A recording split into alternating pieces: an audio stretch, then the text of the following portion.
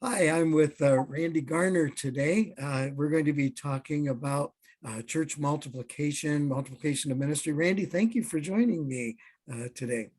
Well, I am humbled and honored that you would allow me to. So I'm looking forward to it. Thanks for inviting me.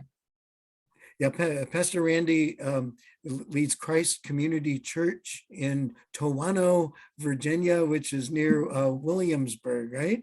And That you've is been doing that correct. for 25 years. And I think that this year is your final, you're coming to the landing point on that. Can you talk to us a little bit about that? 25 years of ministry. Congratulations, sir. Thank you. And to, sound real spiritual, to God be the glory. When we came down here, I knew that God had called me to Williamsburg. That's an important thing, I think, for church planting. Whoever is planting, they need to know that without a shadow of a doubt that God has called them to the people or the place where they're planting. There's a lot of stuff going on about church planting nowadays, and I believe in it. I'm a true cheerleader for church planting, but it's not always easy.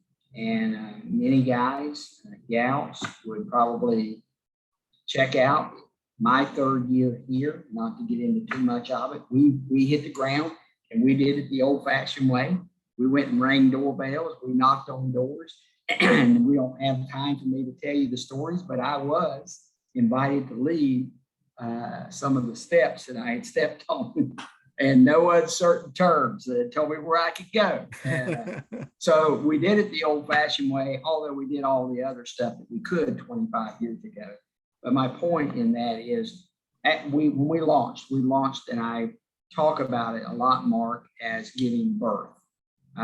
We really, and my humor gets me in trouble sometimes, but we got pregnant with this church, and we knew what her name was going to be before we gave birth. It was Christ Community Church. And when we gave birth, the Sunday we gave birth, we had about 100 people. I said she weighed about 100 pounds. It was pretty good. Yeah. Next week or two, it's like all church plants. She dropped back down just a little bit, and then we sustained. But unfortunately, when we planted, the staff guy that I had with me and people, there was some moral failure that took place. And about our third year in, I kept saying, there's something going on. I don't know what, but I said, there's sin in the camp. And I really thought it was some of the lay people, but actually he had been involved in pornography and just, I won't get into that. But one Sunday morning, he was my full-time assistant. We had a part-time music guy, and his wife was also helping with our children's ministry. And the next Sunday morning, it was yours truly. I had no staff. All of that took place in one day. Well, we were a brand new church and really didn't have deep roots. And so I learned how to grow a church the hard way to 100. And in a few months, I learned how to grow a church back down to about 20 or 30 people.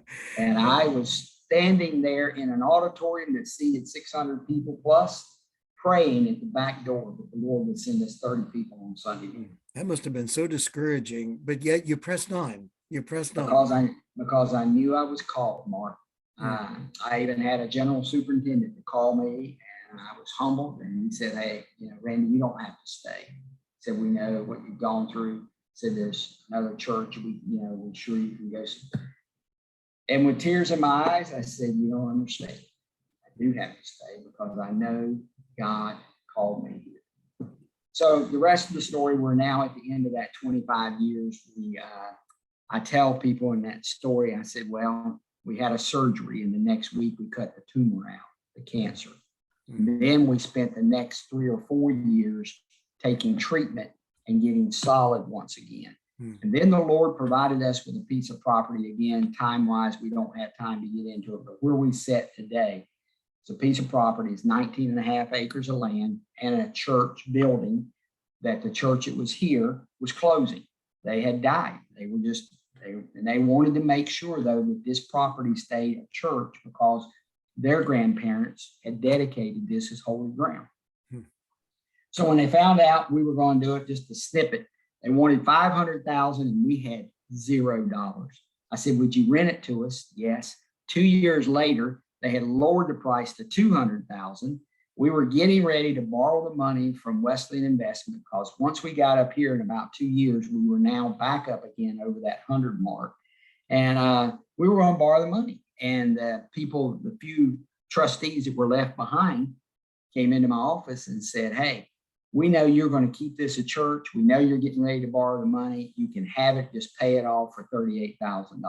So Wow. it went from 5 to 2 to 38. Don't tell me there's no God. Hey. Right. Now that's a God thing. Hey, Yep. you mentioned something about, being pregnant with this vision, and then you gave Yep. birth to the church. But then your church actually grew up and became a mother as well. So you multiplied. Can you talk about that just for a minute? What churches have emerged out of your church? Okay. Well, it was part of our DNA. If I was going to plant, I knew I wanted to plant out of our church as well, but we had to be healthy. And so we were. Broadcast Church, a guy named Pastor Jess Holmes. Oh, I love Jess. Yeah. Great guy. He and Charity were my first full-time staff after the recovery. And Jess and Charity, they graduated from Oklahoma Wesleyan 1 week, got married the next week, went on their honeymoon, and came all the way from Kansas to Toano, Virginia. They did. And it was just nothing but a God thing. But part of the reason I wanted to get Jess was he really wanted to plant a church. He was young and he wanted to. And so he was with me and did a great job here, really helped our church. But in the process of that, started working, and God, he really felt called him to Chesapeake. So he planted down there. Broadcast Church is doing well. As a matter of fact, there's a part of Habitat for Missions. They have bought a house and are flipping it to generate funds for their missions and for their church and for another church plant. Wow, that's a great organization, and wonderful that they're doing that. What vision! And that's not the only church that you guys have helped get going. The next one is First Simple. I asked these guys, I said, how come you couldn't have a spiritual name like Christ Community? And when you asked Jess about his name, I said, why broadcast? He said, because I want to broadcast the gospel to a lost and dying world. So Pastor Sam Fry is the pastor at First Simple Church, another tremendous guy. I joke with some of my people in our district every once in a while. I said, I might not be worth much, but I sure have brought you some great guys. I said, Jess and Sam both. But First Simple Church, they planted directly out of ours. As a matter of fact, I don't know how many people from our church went down there. At that time, we were running about 150 people. And when we really got to that point and knew that was what we were going to do, I told my people, my wife about fainted because she didn't know I was going to do that. But I told my people that Sunday morning, I said, any of you that want to go with Pastor Sam and Debbie to plant First Simple, or Pastor Sam has full permission to recruit anybody in this church that he wants to go with him. I said, I just believe that. And somebody said, well, what if everybody goes? I said, well, I planted once before, I'll start over. But the beautiful part about that, and I've said it all along because people ask me, how did you able to do it? When we planted Jess's church, we didn't send people down there. He went through the tunnel, and people that know our area, the state and the country up here, if you go from up where we are to Chesapeake, you got to go through the Hampton Roads Bridge Tunnel. People that live up here, they don't want to do that. So I told Jess, if you plant down there, you probably won't have any people, but we will support you financially. And we did. Fast forward, we planted First Simple. We used people there and some finances and stuff. And Sam often gave me a hard time. He said, you gave Jess more money than you did me. I said, oh, no, brother. You took some of my tithers. I said, you got a lot more money in the long run than he did. Yeah, because the money came with those people, didn't it? Yeah. So let me ask you, as you think through this, and I know you had another one too, is it worth it? Absolutely. Absolutely. And why? Why is it worth it? Well, number one, I think it's a healthy thing for the church. The reproduction, people that are healthy, they reproduce. And I think for us in our situation, our people see the spirit of generosity here.